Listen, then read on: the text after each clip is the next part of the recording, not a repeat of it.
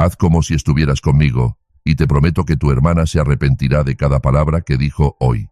Esas palabras de un completo desconocido convirtieron la noche más humillante de mi vida en un momento de venganza inesperada que ni siquiera soñaba posible. Si alguna vez tus familiares te han humillado por no estar casada, dale like, suscríbete si crees que el karma encuentra los caminos más inesperados y retorcidos, porque esta historia demuestra que la mejor venganza es la envidia que no se puede ocultar detrás de una sonrisa falsa.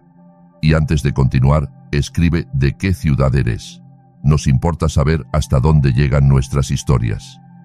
El salón del restaurante Valle Dorado se bañaba en luces doradas, brillaba con lámparas de cristal del tamaño de una rueda de auto y relucía con miles de destellos de los elementos decorativos en espejos.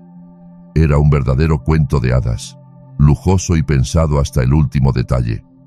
Orquídeas blancas en altos jarrones, cortinas de seda color marfil, música en vivo de un cuarteto de cuerdas, una boda de ensueño, una boda de esas que salen en revistas de moda. Pero para mí, esa noche de cuento se convirtió en un infierno personal, en el instante en que vi el número de mi mesa, escrito con caligrafía elegante en una tarjeta delicada. La 12, la última mesa del salón, escondida en un rincón junto a las ruidosas puertas de la cocina, de donde salían meseros cada 30 segundos con bandejas pesadas, rozando mi silla y disculpándose al vuelo. El olor a carne asada, el estrépito de platos, los gritos de los chefs, todo eso fue mi compañía durante la velada. Me llamo Ana, tengo 32 años y en los últimos 8 he trabajado como especialista en marketing en una de las mayores compañías de tecnología en Ciudad de México. Mi vida es intensa, dinámica, llena de proyectos interesantes, viajes al extranjero y logros profesionales de los que me siento orgullosa. Tengo mi propio departamento, comprado con mi dinero. Tengo pasatiempos, adoro las caminatas en la montaña. Ya conquisté varias cumbres en los Andes y sueño con los Alpes. Tengo amigos, aficiones, planes para el futuro. Pero para mi hermana menor Marina, nada de eso importaba en absoluto. Para ella, yo era y seguía siendo el desengaño familiar, un reproche vivo, un recordatorio constante de que el reloj biológico avanza y la vida personal no se arma. En su visión del mundo, una mujer sin hombre es un ser incompleto, una mitad patética que no encuentra su otra parte. Marina y yo nunca fuimos cercanas, solo 4 años de diferencia, pero el abismo entre nosotras era como el Gran Cañón. Ella siempre fue la menor, la consentida de mamá, la niña con apariencia de muñeca y un carácter manipulador. Yo era la seria, la responsable, la que siempre se podía contar, es decir, la conveniente y aburrida. Pero después de que hace 1 año y medio se comprometiera con Alejandro, un exitoso banquero de inversiones de una familia muy acomodada en Ciudad de México, dueños de una cadena de restaurantes y varias propiedades en el centro, nuestra fría rivalidad se convirtió en una guerra real. Una guerra unilateral, porque por mucho tiempo ni siquiera me di cuenta de que estaba luchando. Y Marina ya celebraba sus victorias, pisoteando mi dignidad en cada oportunidad. Ana, ¿y si pruebas de nuevo esas apps de citas?, preguntaba con fingida preocupación en las cenas familiares con los padres, de modo que me daban ganas de volcarle el plato de sopa caliente encima. Pero, ¿sabes? Ahora todos están ahí, hasta hombres serios. Solo hay que armar un buen perfil. ¿Quieres que te ayude? Te digo qué fotos elegir, qué escribir sobre ti. Lo principal es no ser tan selectiva, Ana, agregaba, sorbiendo vino y mirando su anillo de compromiso con un diamante del tamaño de una falange. El tiempo pasa, y tú sigues eligiendo y eligiendo. Los hombres perfectos no existen. Hay que ser realista. Mamá solía asentir al ritmo de las palabras de mi hermana menor, frunciendo los labios y lanzándome miradas llenas de reproche, como si yo fuera realmente una caprichosa incorregible, rechazando hordas de pretendientes dignos, aunque en realidad los candidatos decentes en mi vida eran 0. Hubo citas que no llevaron a nada. Hubo romances cortos que terminaron en mutua decepción, pero nadie que tocara el alma, que hiciera latir el corazón más rápido. Papá intentaba desviar la atención con un chiste torpe sobre el clima, el fútbol o la política, cualquier tema neutral para cambiar el foco. Pero Marina no paraba. Parecía obtener un placer perverso de cada cita fallida mía. de cada mención a que pasé el fin de semana sola, de cada insinuación sobre mi desarreglo. Mi soledad parecía darle un brillo extra a su propia felicidad, haciendo su victoria aún más significativa. El día de su boda, temprano por la mañana, me llamó con otro buen consejo que debía destrozar lo que quedaba de mi autoestima. «Ana, querida, entiendo que hoy puede ser emocionalmente difícil para ti», dijo Marina con esa voz especial que se usa con enfermos graves o niños pequeños que no entienden las cosas complejas. Habrá tantas parejas felices, gente enamorada, romance. Solo trata de no verte demasiado infeliz y sola en las fotos, ¿bien? El fotógrafo es carísimo, y no quisiera que en las tomas salga una cara triste. Y por favor, no pases toda la noche en la barra con una copa de vino, como en la boda de nuestra prima Leticia. ¿Recuerdas cómo todos murmuraban después? Me dio tanta vergüenza. Debí oír la alarma en esas palabras. No era preocupación, era una advertencia de la tormenta que se avecinaba esa noche. Pero aún esperaba que mi propia hermana no fuera tan cruel como para convertir su boda en una humillación pública para su hermana mayor. Dios, qué equivocada estaba. Cuando llegué al Valle Dorado en mi modesto auto blanco, estacionándome entre enormes SUVs y sedanes de lujo, llevaba mi mejor vestido azul marino de seda noble. Lo elegí durante 3 semanas, recorrí medio Ciudad de México en centros comerciales, gasté medio sueldo mensual, pero valió la pena. El vestido me quedaba perfecto, realzando la figura sin dejar de ser elegante y discreto.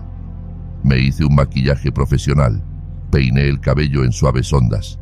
Me veía bien, incluso genial, y eso me daba un poco de confianza. Pero esa confianza se evaporó en el segundo en que se acercó Cristina, la mejor amiga y dama de honor de Marina, su aliada fiel en todas las intrigas y manipulaciones, con una carpeta gruesa de la disposición de invitados en mano y una sonrisa tensa que no llegaba a los ojos. Dijo con voz dulzona, de esas que usan para endulzar malas noticias: «Ah, Ana, qué alegría verte. Te ves preciosa. Ven, te muestro tu mesa». Marina pensó mucho en la distribución para que todos estén cómodos. Y ahí estaba, la mesa 12, la mesa de los perdedores, de los invitados por cortesía pero no esperados. En ella estaban 3 colegas solteras de Marina, de 25 a 27 años, que apenas me saludaron con un gesto y volvieron a su animada charla sobre dramas románticos y problemas con hombres. También estaba nuestra tía Nina, hermana de la abuela, una mujer de unos 70 años con cara perpetuamente insatisfecha, que inmediatamente empezó a quejarse de la música demasiado alta, de que la ensalada estaba fría y de la juventud moderna que se ha descontrolado y no valora la familia. ¿Sabes, Ana? En nuestros tiempos las chicas a los 30 ya criaban 3 hijos y tenían maridos decentes, dijo tía Nina, mirándome críticamente por encima de sus gafas de gruesos cristales. Y tú sigues trabajando y trabajando. La carrera es buena, pero la felicidad femenina está en otra cosa, querida. Deberías bajar tus expectativas, dejar de ser tan exigente, o te vas a quedar para vestir santos. Luego será tarde, el reloj no para. Asentí, apretando la copa de champán tan fuerte que mis dedos se blanquearon, temiendo que el frágil vidrio se rompiera en mi mano. Pero lo peor, lo más humillante, aún estaba por venir. El verdadero horror empezó 1 hora después, cuando la fiesta estaba en su apogeo. Los invitados se relajaron tras los primeros brindis y copas de champán, y Marina decidió usarme como ejemplo vivo de cómo no vivir la vida. Apareció junto a mi mesa, en su deslumbrante vestido de novia de un diseñador famoso. El vestido costaba como un auto nuevo. Lo sabía porque Marina no perdía ocasión de mencionar la cifra. Me tomó de la mano con fuerza inesperada y me arrastró por todo el salón hacia un grupo de parientes de Alejandro, gente que exudaba dinero, estatus y poder por cada poro. Eran de esos para los que unas vacaciones en las Maldivas son rutina. Un auto de $100.000 es un vehículo de trabajo y un reloj del precio de un departamento es solo un accesorio. Les presento a mi hermana mayor, Ana, anunció Marina con voz demasiado alta, demasiado ostentosa, atrayendo la atención de las mesas cercanas. Abrazó a Alejandro por el hombro, pegándose a él como marcando territorio. Nuestra carrera familiar, siempre trabajando y trabajando, es una adicta al trabajo. No le queda tiempo para la vida personal. ¿Se imaginan? Todavía no encuentra a esa persona especial, pero todos confiamos en ella, ¿verdad, Ana? En su voz había una preocupación fingida mezclada con un regocijo mal disimulado que me heló la espalda de humillación.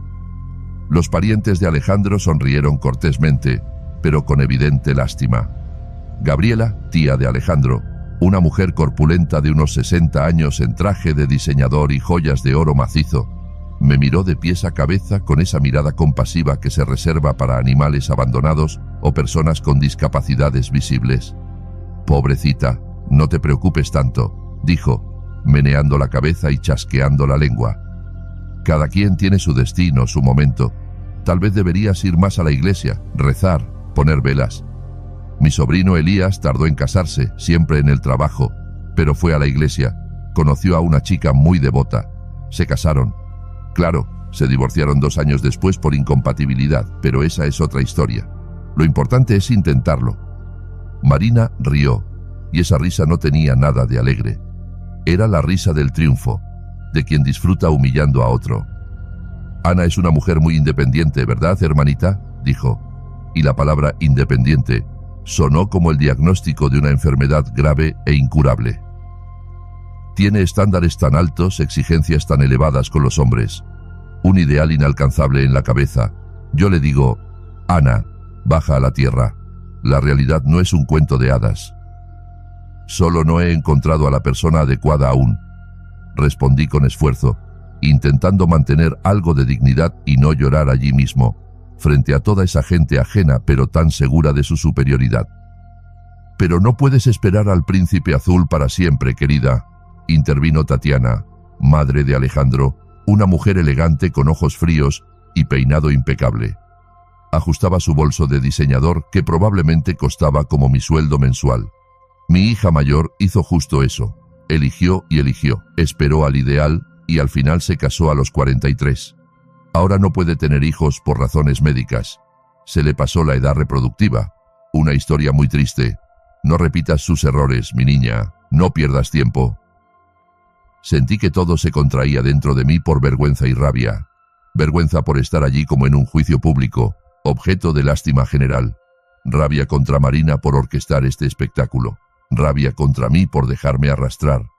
Pero la hora siguiente fue aún peor. Fue un desfile de consejos no solicitados de gente que veía por primera vez y que se sentía con derecho a indicarme cómo vivir.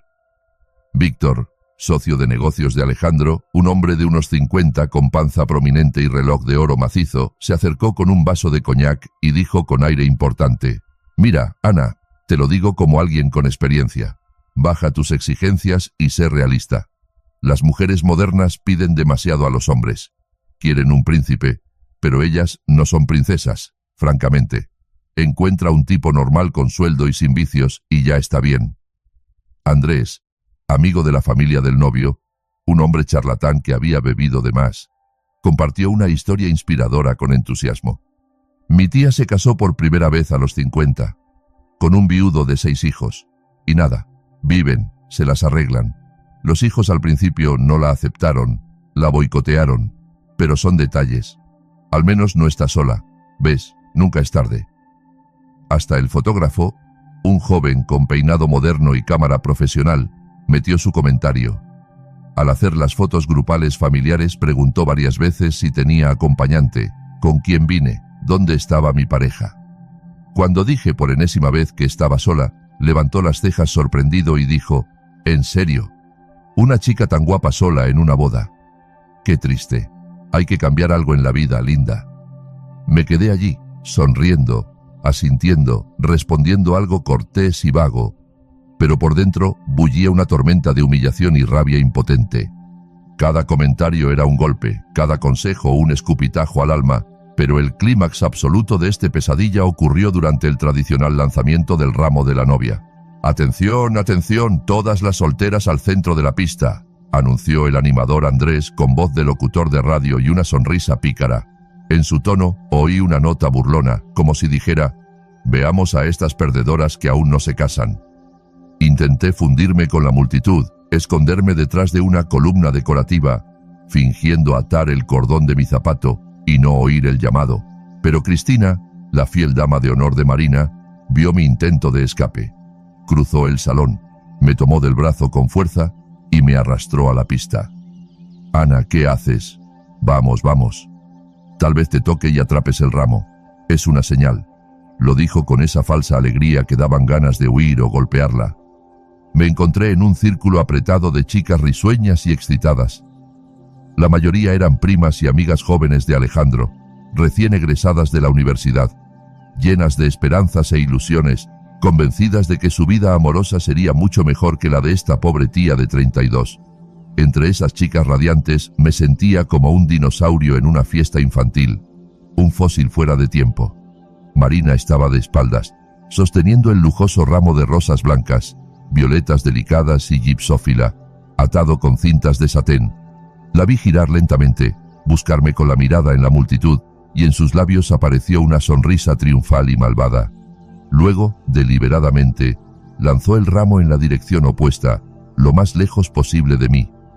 El ramo voló en un arco alto y cayó directo en las manos de Laura, la prima de 24 años del novio, una linda rubia que chilló de deleite tan agudo que me tapó los oídos. La multitud estalló en aplausos, silbidos y gritos alegres. Todos reían, felicitaban a Laura, le predecían una boda pronta. Y Marina, abrazándola por los hombros, se volvió hacia mí y anunció a todo el salón con fingido pesar: «Ay, qué lástima. Parece que mi hermanita Ana tendrá que esperar un poquito más. Pero no pasa nada, querida. Tu momento llegará. Lo importante es no perder la esperanza y la fe en ti misma». El salón rió de nuevo, y esa risa me cortó como 1000 fragmentos de vidrio roto. Vi las caras de la gente, algunos con lástima sincera, otros con alivio porque no era su vergüenza, otros indiferentes, como si fuera solo otro entretenimiento de la boda. Me quedé allí, en medio de la pista, bajo docenas de miradas, sintiendo que algo se rompía dentro de mí, se desmoronaba en polvo. No era solo ofensa, era una humillación profunda, ensordecedora, la comprensión de que mi propia hermana había planeado convertir su boda en una ejecución pública de mi dignidad.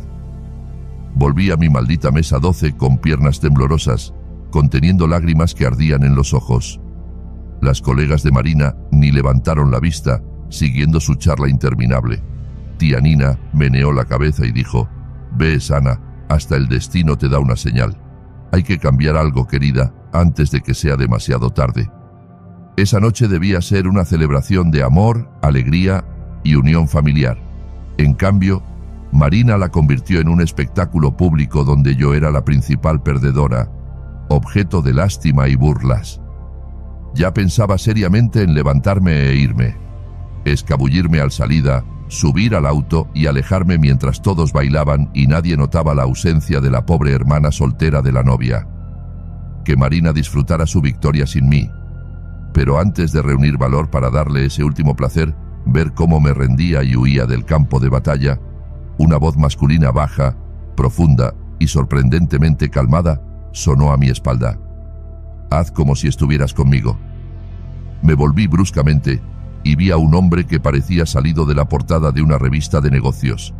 Alto, unos 190 centímetros, con complexión atlética que ni siquiera su traje gris oscuro perfectamente entallado podía ocultar del todo. Cabello oscuro con leves canas en las sienes que le daban un aire de solidez, mandíbula fuerte y ojos cálidos, castaños, atentos, con chispas de algo como empatía y determinación. «¿Perdón?», exhalé, sin creer lo que oía y pensando que había escuchado mal. «Tu hermana lleva unos 10 o 15 minutos allá, en la barra», Kibnul, hacia donde efectivamente se veía la figura blanca de Marina, contándole a mi colega Víctor cómo se preocupa tanto por ti, porque no logras encontrar un hombre y arreglar tu vida personal. Muy conmovedor cómo te compadece. Creo que no le diste permiso para compartir detalles de tu vida íntima con extraños en su propia boda». Hablaba con calma, casi despreocupado, pero con ironía y comprensión de la situación. Seguí su mirada y vi a Marina gesticulando animadamente hacia mí, inclinada al oído de ese mismo Víctor que me había dado consejos sobre bajar expectativas. Su rostro mostraba una preocupación exagerada y sus gestos eran dramáticos. «¿Te molesta si me siento a tu lado y fingimos que estamos juntos?», preguntó. Pero su tono indicaba que la decisión ya estaba tomada y solo me ofrecía un favor que sería grosero rechazar. Negué con la cabeza en silencio, incapaz de decir una palabra. La garganta se me cerró con un nudo de emociones. Alivio, gratitud, incredulidad. Por primera vez en esa noche de pesadilla humillante, me sentí no invisible, no objeto de lástima, no el deshonor familiar, sino solo una persona viva que alguien notó y decidió proteger. Elías se presentó extendiendo la mano. Su apretón fue cálido, firme, seguro. Primo de Alejandro, originario de Ciudad de México, pero los últimos 5 años vivo y trabajo en Madrid. Vine a la boda de mi primo y parece que aterricé en un interesante drama familiar. Y tú, si entendí bien de todas esas charlas a mi alrededor, eres la famosa hermana mayor de la novia, a la que urge rescatar del terrible maleficio de la soledad eterna. Su voz tenía una ligera ironía, pero sin maldad, más bien con empatía. Reí sin querer. Por primera vez esa noche fue una risa genuina, no una sonrisa forzada de cortesía. Sí, soy yo, Ana, el proyecto de caridad familiar, objeto de lástima general y consejos no pedidos. Pues a partir de este momento, ya no, dijo con esa sonrisa desarmante que arrugaba las comisuras de sus ojos. Acercó su silla, se sentó a mi lado, puso el brazo en el respaldo de la mía y se inclinó lo justo para que desde fuera pareciéramos una pareja que se conoce de tiempo, con historia e intimidad. El efecto fue inmediato y abrumador. Sentí casi físicamente como una ola de atención recorrió el salón. Primero, unas personas en la mesa vecina giraron la cabeza, se miraron, empezaron a susurrar. Luego otros notaron. Y el murmullo se extendió como ondas en el agua, rápido, imparable, capturando a más invitados. Marina, que aún estaba en la barra discutiendo con el organizador, pareció sentir el cambio en el ambiente. Giró la cabeza hacia mí y vi cómo su expresión pasaba de despreocupada a sorprendida, de sorprendida a incrédula. Su sonrisa nupcial perfecta se congeló, tembló y se torció.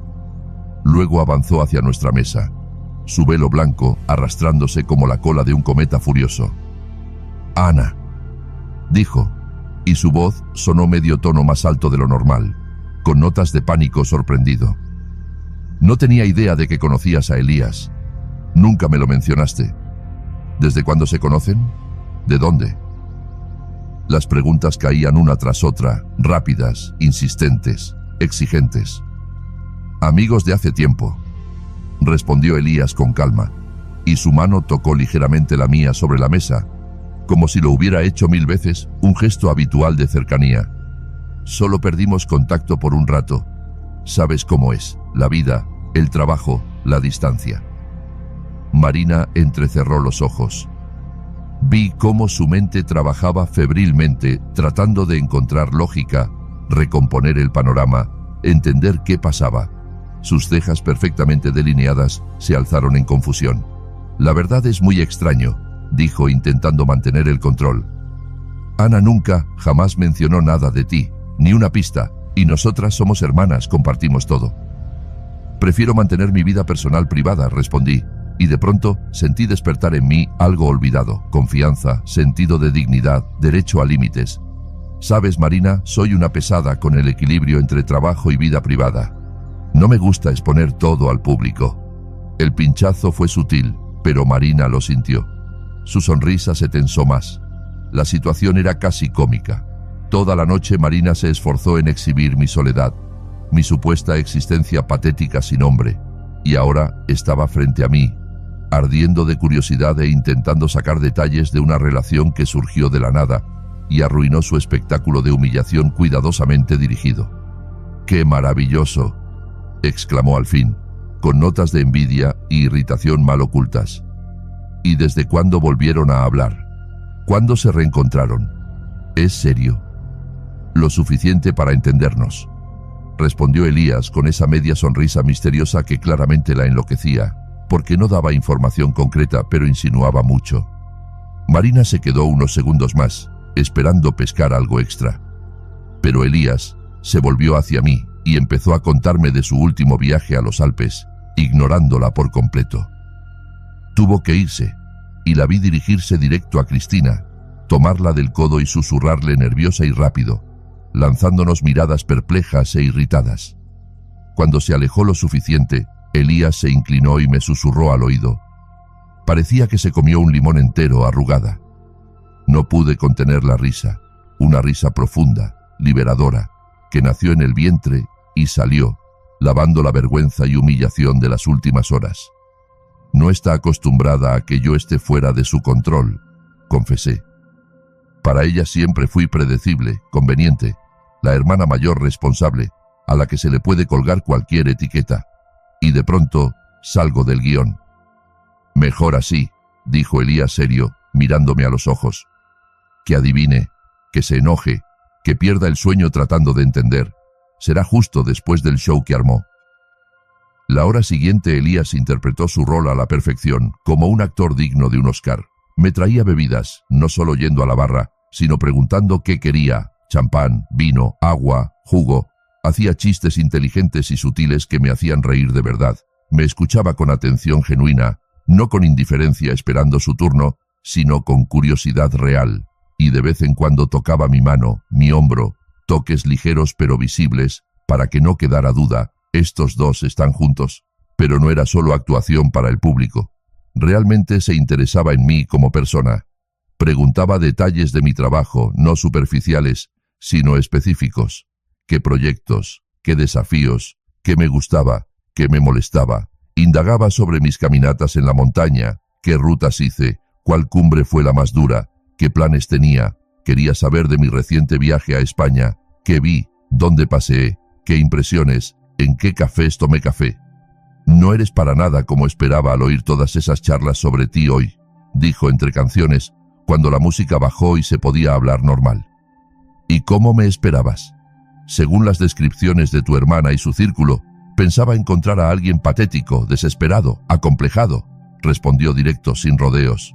Una mujer con ojos apagados que ya había bajado los brazos y aceptado el rol de eterna perdedora.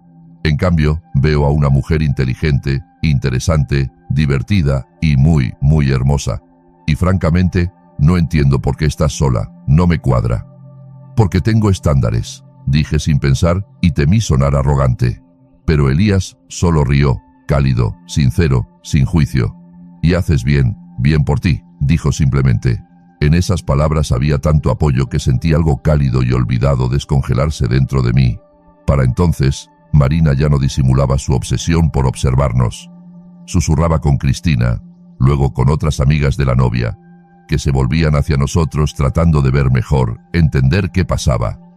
Los parientes de Alejandro, que una hora antes me aconsejaban bajar la barra y ser realista, ahora miraban a Elías con respeto y hasta reverencia, reconociéndolo como de su círculo, exitoso, adinerado y de buena familia, y no entendían cómo una perdedora y solterona como yo había logrado conocer y, al parecer, interesar a un hombre así. La venganza fue más dulce de lo que soñé en mis fantasías más osadas, pero Elías no planeaba detenerse.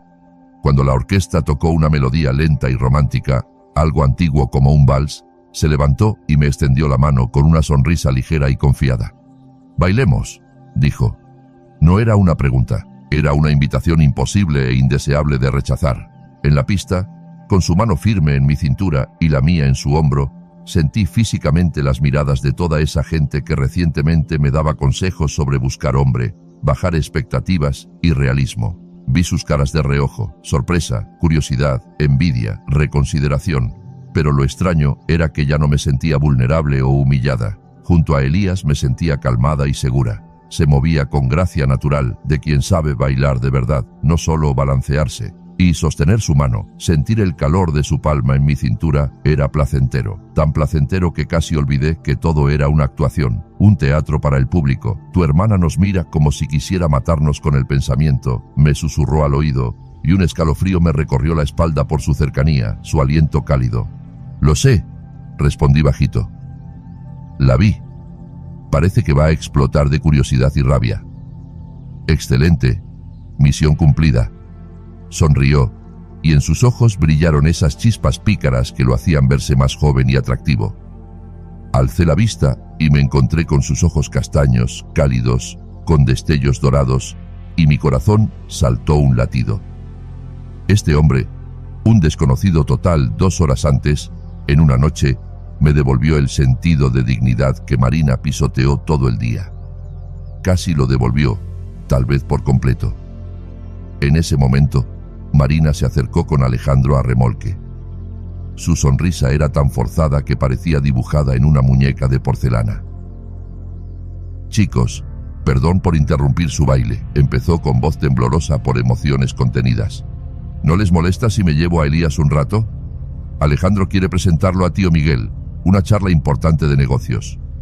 «De hecho, sí molesta», respondió Elías cortés pero firme, sin parar el baile ni ralentizar. «Estamos ocupados con Ana. Los negocios pueden esperar». En el rostro de Marina cruzó una tormenta de emociones. Sorpresa por el rechazo en su propia boda, ofensa, rabia, confusión, antes de forzar. «Claro, entiendo. Solo quería decir lo feliz que estoy de que Ana por fin encontró a alguien. Todos nos preocupábamos tanto por ella, ¿verdad, Ale?». Toda la familia estaba inquieta. Alejandro asintió torpemente a su lado, claramente incómodo con la tensión y arrepentido de verse involucrado en este drama familiar. «¿En serio?», preguntó Elías calmado, casi indiferente, y su mirada se volvió fría como hielo. «Qué extraño, porque toda la noche vi lo contrario. Parecían más ocupados en exponer públicamente a Ana como una solitaria perdedora y objeto de lástima que en apoyarla como hermana. Un modo peculiar de mostrar preocupación, ¿no creen?». Su franqueza absoluta dejó a Marina atónita. Abrió la boca, la cerró, la abrió de nuevo, pero no encontró respuesta. Alejandro se movía inquieto, sintiendo la situación descontrolarse, pero sin atreverse a intervenir en un conflicto familiar ajeno. «Nosotros solo queremos que Ana sea feliz», murmuró Marina al fin. Y por primera vez esa noche, su voz mostró inseguridad y una vulnerabilidad casi infantil. «Entonces, tal vez deberían tratarla con respeto y dignidad, en vez de convertir su vida personal en un show de entretenimiento para los invitados», replicó Elías calmado pero firme e inapelable. Nunca en mi vida vi a Marina tan desconcertada y desarmada. Su confianza habitual, su control de la situación, su habilidad para manipular, todo se derrumbó como un castillo de naipes ante una brisa. «No sé qué te contó Ana, pero…», empezó intentando recuperar el mando. «No necesito que me cuente nada», la interrumpió Elías sereno. «Tengo ojos, oídos y cerebro. Veo perfectamente qué pasa aquí». Alejandro intervino al fin, tratando de calmar el ambiente y salvar el ánimo festivo. «Marina, amor, ¿les dejamos bailar tranquilos? El animador nos llama para un concurso». Se alejaron, y Marina inmediatamente empezó a susurrar nerviosa con Cristina, lanzándonos miradas llenas de rabia, perplejidad y algo como ofensa. Eso fue increíblemente placentero. Le confesé a Elías bajito, con voz temblorosa por las emociones. «Gracias. En serio, nadie nunca me defendió tan abiertamente». «Aún no terminamos», dijo con esa sonrisa desarmante que me dejó sin aliento, acelerando mi corazón. Hasta el final de la noche, Elías no se apartó de mí, convirtiéndolo en un espectáculo que eclipsó incluso la boda. Cuando sirvieron el plato principal, filetes exquisitos con guarnición y salsas, llamó calmado al administrador del restaurante y pidió cambiarnos de mesa, alegando restricciones dietéticas por los olores de la cocina que le provocaban migraña. El personal, que evidentemente sabía quién era Elías y de qué familia venía, lo hizo de inmediato sin preguntas. En 5 minutos nuestra mesa, esa infame 12 para perdedores, fue movida casi al centro del salón, frente al escenario, al lugar más visible, donde caía la luz de los focos y se tenía la mejor vista de todo. El efecto fue abrumador. Amigos y colegas de Marina, que 3 horas antes ignoraban mi existencia, ahora se acercaban a charlar, preguntando dónde y cuándo nos conocimos Elías y yo, cuánto tiempo llevábamos, si era serio. Los parientes de Alejandro, que me miraban por encima del hombro y me daban consejos, ahora mostraban curiosidad genuina, casi servil, tratando de ganarse confianza. Incluso Gabriela, esa tía que me sugería ir a la iglesia a rezar por un marido, cambió de tono mágicamente al saber, y Cristina, por supuesto, esparció la noticia por todo el salón, que Elías era un emprendedor exitoso, egresado de una prestigiosa universidad económica en México, desarrollando su negocio en Madrid y con participaciones en varios startups europeos. «Vaya, Ana, qué sorpresa», exclamó sentándose con nosotros y una copa de champán, sonriendo radiante. «¿Por qué no dijiste antes, ocultando que tienes un joven tan digno y prometedor? Lo hubiéramos sabido. Elías, querido, ¿no has pensado en volver a Ciudad de México? Aquí hay tantas oportunidades ahora». Me quedé sentada, sonriendo y observando este teatro de hipocresía con una sensación extraña. Por un lado, era grato ver cómo cambiaban las actitudes, cómo quienes me compadecían ahora me envidiaban. Por otro, era amargo darme cuenta de que mi valor a ojos de esa gente subía no porque yo cambiara o me conocieran mejor, sino porque a mi lado estaba el hombre correcto, con estatus y cuenta bancaria adecuados. Pero el triunfo absoluto, el clímax de la noche, ocurrió durante la ceremonia tradicional de lanzar la liga de la novia. Cuando Alejandro, ya bastante ebrio y alegre, se preparaba para tirar la liga a los solteros reunidos en la pista con bromas y gritos, Elías se levantó sereno y salió al centro, confiado y relajado, como si fuera su propia fiesta y no la boda de su primo. «Elías, espera, tú no eres soltero», gritó Marina, y en su voz se filtró pánico real. «Estás con Ana. Esto es para solteros». Se volvió, me miró primero a mí, luego a ella, y sonrió con esa media sonrisa desarmante. «Técnicamente aún soy soltero, Marina, solo que Ana y yo no apresuramos las formalidades. Nos conocemos de nuevo, sin prisa, disfrutando el proceso». La liga, como obedeciendo a una justicia irónica superior, describió un arco en el aire y cayó directo en las manos de Elías. No sé si Alejandro la dirigió adrede o fue pura casualidad del destino, pero el efecto superó mis expectativas más locas. Por tradición, el hombre que atrapa la liga debe ponérsela en la pierna a la chica que atrapó el ramo, pero Laura, la prima de 24, había salido hace rato a fumar y charlar con amigas, olvidando las tradiciones. «Uy, parece que tenemos un problema. La chica del ramo desapareció», anunció el animador Andrés con fingido pesar. «Necesitamos una voluntaria urgente. ¿Quién quiere probar la liga de la suerte?» Todas las miradas del salón se posaron en mí. Elías me miró con una pregunta muda, y yo, con el corazón latiendo en la garganta, asentí despacio. Bajo una explosión de aplausos, silbidos y gritos alegres, me levanté y fui al centro de la pista. Me senté en la silla preparada, y Elías se arrodilló ante mí, lento y elegante como en una película, tomando mi pie con cuidado, casi reverente. Cuando sus dedos tocaron mi piel, deslizando la liga de encaje, un chispazo eléctrico nos recorrió. Alcé la vista y me encontré con sus ojos, y en ese instante lo supe con claridad absoluta. Esto ya no era un juego. Tal vez nunca lo fue. En su mirada había algo profundo, serio, que hizo mi corazón detenerse y luego latir con fuerza doble. Era la mirada de un hombre que ve a una mujer real, viva, que le interesa. Marina estaba a un lado, pálida, con sonrisa tensa al límite, aferrando su copa de champán hasta blanquear los nudillos.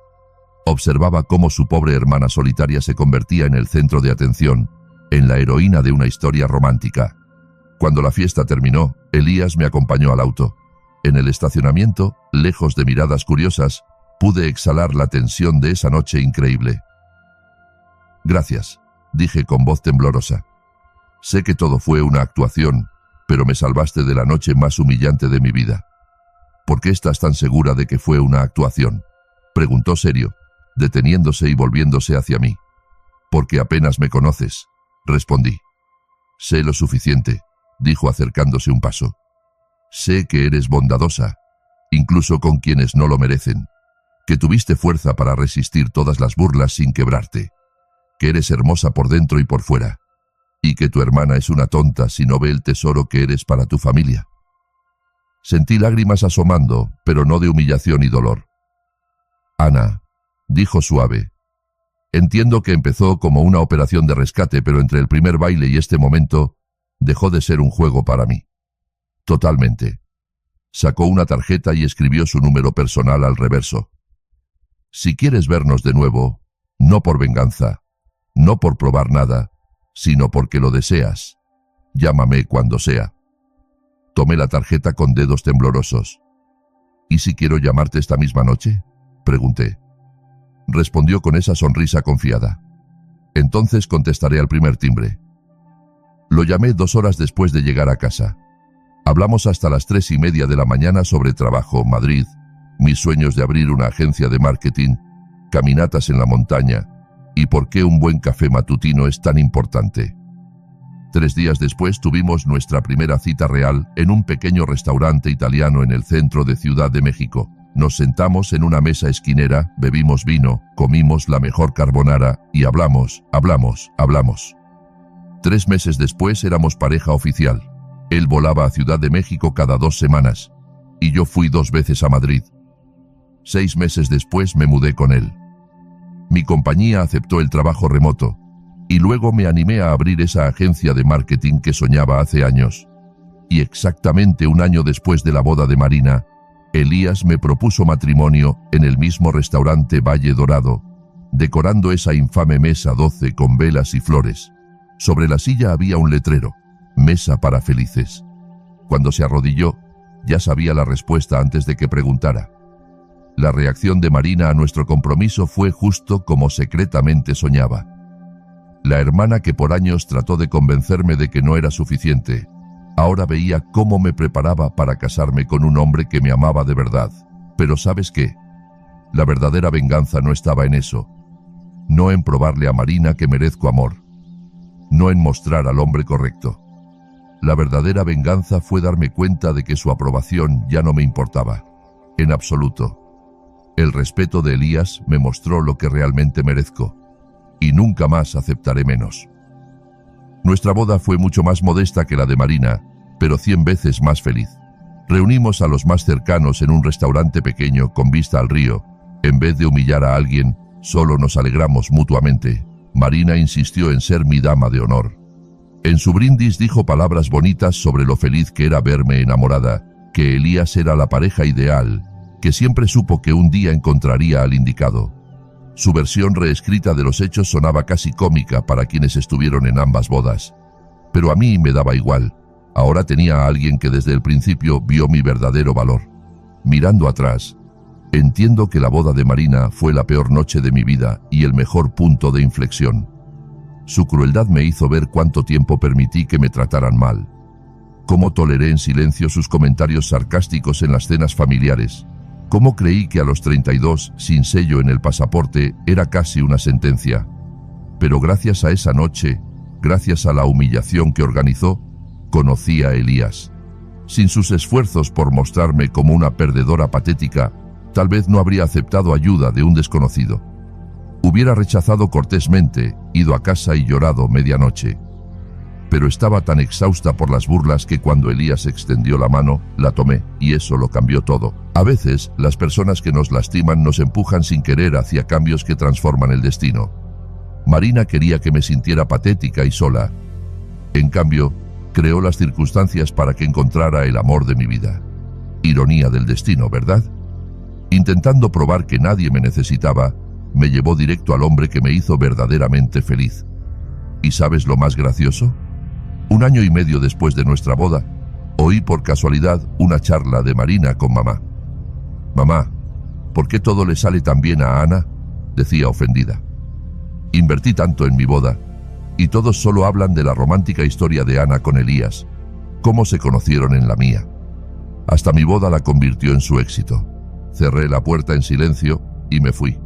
No porque doliera, no, sino porque sentí lástima por Marina. Aún no entendía que la felicidad no es una competencia. El amor no se mide por el saldo bancario del marido o el lujo de la boda. La verdadera victoria no es ser mejor que alguien, sino ser feliz uno mismo. 2 años y medio después, Marina y Alejandro se divorciaron. Cuando me llamó llorando, fui sin dudar. No dije «te lo advertí», no recordé esa noche horrible. Solo abracé a mi hermana llorosa y me quedé a su lado. Porque la venganza es un sentimiento temporal que calienta el alma mientras eres infeliz. Cuando eres realmente feliz, la venganza simplemente no hace falta. Se disipa como niebla matutina. Marina y yo no nos volvimos mejores amigas, demasiadas cicatrices. Pero aprendimos a respetarnos, a no competir, solo a ser hermanas. Aún suelta pullas a veces, es parte de su carácter. Pero ahora esas palabras no me hieren, porque sé exactamente mi valor. Y ese valor no necesita confirmarse con un anillo, el estatus del marido o la aprobación ajena. Con Elías vivimos entre Madrid y Ciudad de México. Mi agencia creció a 15 empleados, su empresa abrió oficinas en 3 países, pero lo principal es que aún bailamos en la cocina al son de canciones viejas, reímos de chistes tontos y nos decimos gracias por las pequeñeces cada día. Él aún recuerda esa boda en detalle. A veces por la noche dice, ¿sabes? Te vi antes de acercarme. Estabas en esa mesa tan hermosa, intentando sonreír aunque tus ojos estaban llenos de dolor. Decidí conocer a la mujer que me pareció la más interesante de toda la fiesta. A veces pienso qué habría pasado si esa boda hubiera sido distinta. Si Marina no hubiera orquestado esa humillación pública, ¿habría conocido a Elías? No lo sé, y no quiero saberlo, porque nuestra historia, con todo su dolor e increíble giro, es perfecta tal como es. Me enseñó que la dignidad no es algo que otros dan, es lo que llevas dentro, pese a todo. Que el amor llega no cuando lo buscas desesperada, ajustándote a expectativas ajenas. Llega cuando eres tú misma, aunque te juzguen, aunque estés en la mesa de los perdedores. Y que la mejor venganza no es mostrarle al ofensor su error. La mejor venganza es vivir tan feliz que su opinión deje de importar. Marina quiso quebrarme esa noche, pero en cambio me dio el mayor regalo. La oportunidad de encontrar a alguien que vio en mí todo lo que yo misma no notaba. Así que gracias, Marina, por esa noche horrible. Sin ella, no habría esta vida maravillosa. Si esta historia tocó tu corazón y te recordó que la dignidad no se quita, solo se regala uno mismo, presiona el botón de supergracias. Ese corazoncito con el signo de $, bajo el video. Cada vez que lo haces, nos ayudas a crear historias que inspiran y recuerdan que la verdadera felicidad no se mide por estándares ajenos. Gracias por quedarte hasta el final de esta historia. Escribe en los comentarios qué momento te conmovió más. ¿Has tenido en tu vida a alguien que te ayudó a ver tu propio valor? Suscríbete y activa la campanita para no perderte nuevas historias sobre cómo la vida sabe dar giros inesperados. Dale like si crees que el amor verdadero llega no cuando lo buscas con desesperación, sino cuando eres fiel a ti mismo. Y antes de irte, mira la historia que dejamos en pantalla. Estamos seguros de que también te hará reflexionar sobre lo que realmente importa en la vida.